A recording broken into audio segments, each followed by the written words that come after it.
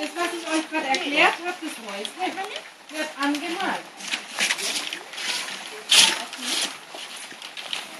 Jetzt sind gerade ziemlich Kinder da, wenn die nachher keine Lust mehr haben. Achtung, Marvin, schau mal. Nimmst dann der Eimer zu dir und die grüne Farbe machst du genau.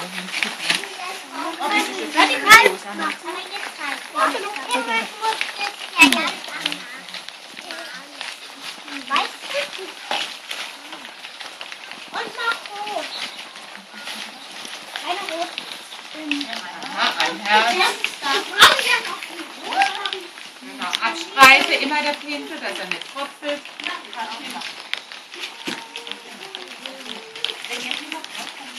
Schade, dass es jetzt ausgerechnet jetzt fällt.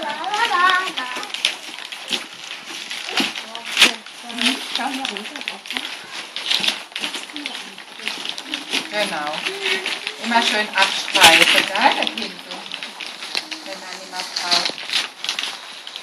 Aha, wir machen einfach eine andere Farbe. Abendrot.